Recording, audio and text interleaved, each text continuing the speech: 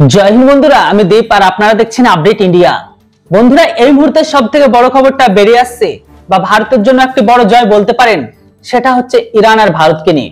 আপনাদের মনে আছে আজ থেকে 1 মাস প্রায় হতে চলল যেখানে ইসরায়েলের একটা জাহাজকে ইরানের স্পেশাল ফোর্স দ্বারা তারা কিন্তু ক্যাপচার করে নাই। তো সেটাতে টোটালি 25 জন ক্রু মেম্বার ছিল। তো সেই 25 জন ক্রু মেম্বারের মধ্যে 17 জন কিন্তু ভারতীয় নাগরিক ছিল আর বাকিগুলো ছিল অন্যান্য দেশের। হ্যাঁ, ঠিক তারপরে কিন্তু ইরানের তরফ থেকে পাকিস্তানের যে সমস্ত সদস্যগুলো ছিল তাদেরকে জাতিগত ভাই বলে বা এরকমই ঠিক কিছু একটা বলে তাদের কিন্তু তৎক্ষণাৎ ছেড়ে দেওয়া হয়।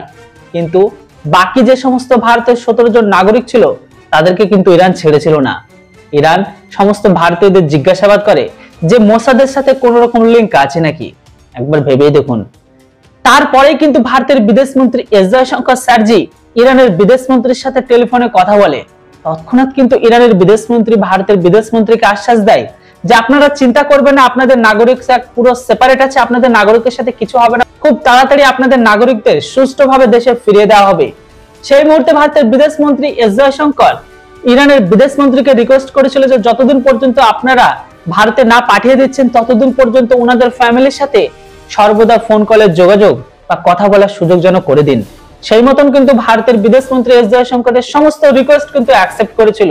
ভাবা হয়েছিল তার ঠিক 2 বা 3 দিন পরে ভারতের সমস্ত নাবিক তার নাগরিকগুলোকে ছেড়ে দেওয়া হবে, কিন্তু ছেড়ে দেওয়া হয়নি।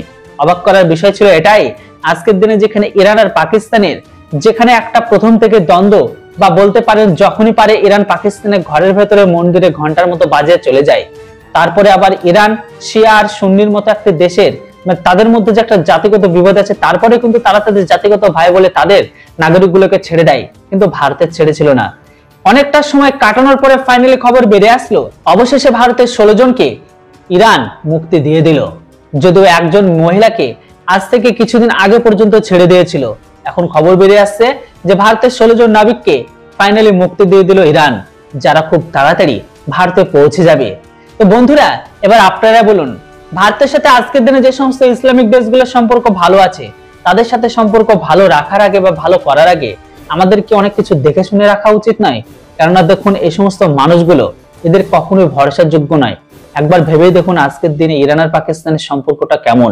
তারপরেও কিন্তু তারা তাদের জাতিগত ভাই দেখে তৎক্ষণাৎ ছেড়ে দেয়, কিন্তু ভারতের যে 17 জন ক্রু মেম্বার ছিল তাদের কিন্তু ছাড়েনি। ফাইনালি দীর্ঘ সময় পর তাদের জিজ্ঞাসাবাদ করার পরে আমার মনে হয় যা যা করার দরকার সবকিছু করার পরে তারপরেই ছেড়েছে। এবার আপনারাই বলেন, এরকম পরিস্থিতিতে ভারত আর ইরানের মাঝে যে একটা ভালো সম্পর্ক আছে সেই সম্পর্কটাকে এখনো ঠিকঠাক রাখা উচিত না আমাদেরও দেখে শুনে সবকিছু এগোনো উচিত? অবশ্যই এর উপর আপনাদের মতামত কমেন্ট বক্সে লিখে জানান। Thanks for watching. জয় হিন্দ, বন্দে মাতরম।